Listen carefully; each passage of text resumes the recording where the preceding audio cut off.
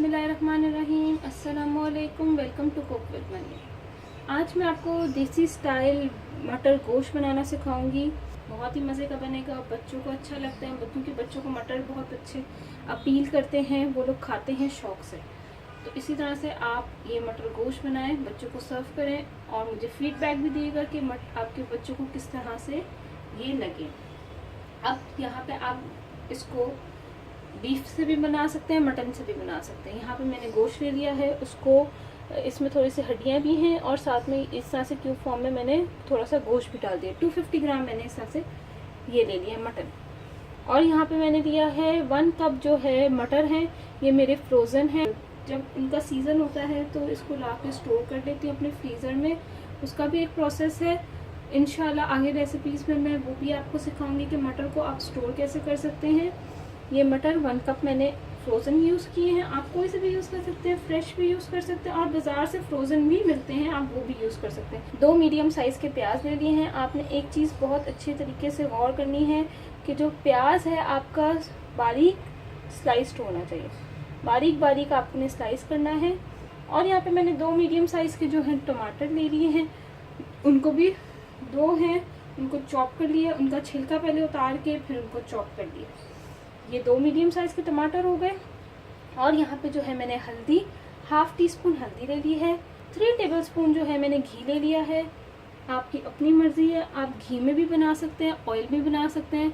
देसी स्टाइल की जो डिशेस होती हैं वो ज़्यादातर घी में बनती हैं, तो अगर आप लोग घी यूज़ नहीं करते इतना ज़्यादा तो आप ऑयल भी यूज़ कर सकते हैं।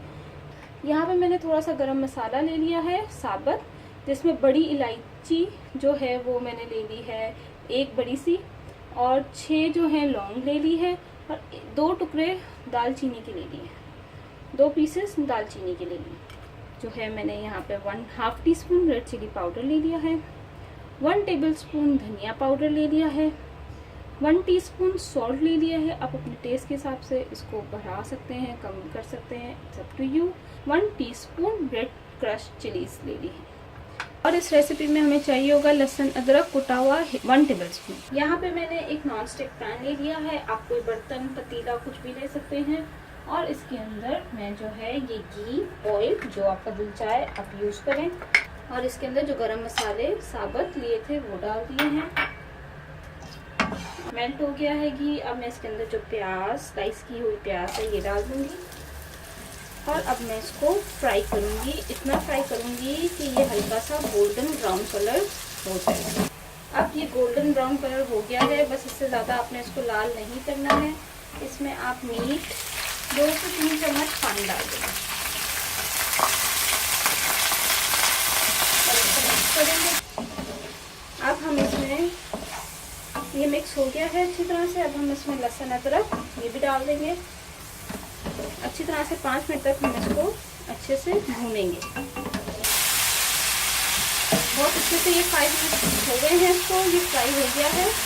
अब हम इसमें थोड़ा नमक, धनिया पाउडर, कुटा हुआ धनिया पाउडर ये डाल देंगे, रेड चिली पाउडर ये डाल देंगे, हल्दी,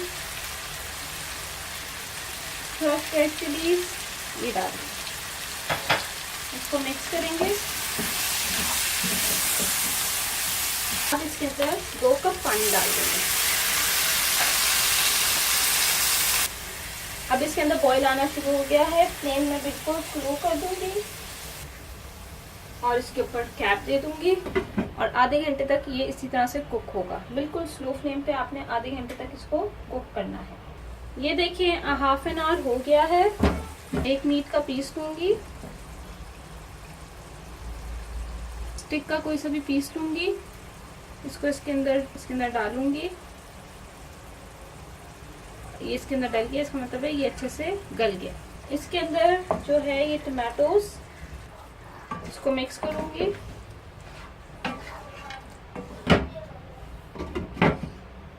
कवर करके 15 मिनट्स तक।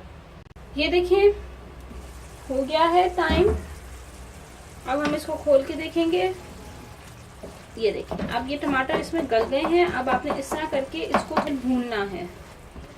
फ्लेम थोड़ी सी तेज कर लें। ये देखें बहुत अच्छे तरीके से ये भून गया है, ऑयल भी आ गया सरफेस पे। अब आपने क्या करना है, मटर वो डाल दूंगी इसमें अब, और इसको चम्मच से लाऊंगी। 2 मिनट तक इसको मज़ीद हमने इस तरह से फ्राई करना है। 1-2 मिनट हो गए हैं इसको भूनते हुए। अब क्या करेंगे आप, इसमें आप 1 कप पानी डालेंगे। बॉईल आना शुरू हो गया है, मैंने फ्लेम अब आहिस्ता कर दूंगी और इसको कवर कर दूंगी, और कवर करके इसको इसी तरह से पकाऊंगी जब तक मटर अच्छी तरह से गल ना जाए। कैप उठा के देखते हैं अब हम,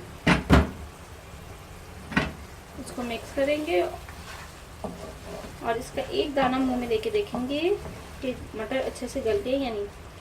एक दाना में मटर का लेके इसको साइड पे रख दूंगी, पहले थोड़ा सा ठंडा होगा, इसको मैं मुंह में लेके देखूंगी कि ये गल गए हैं या नहीं। और ये अच्छे से गल गए हैं। अब मैं फ्लेम ऑफ कर दूंगी और इसको डिश आउट करके आपको दिखाती हूँ। मटर गोश्त देसी स्टाइल रेडी हो गया है। आप इसको ज़रूर ट्राई करिएगा।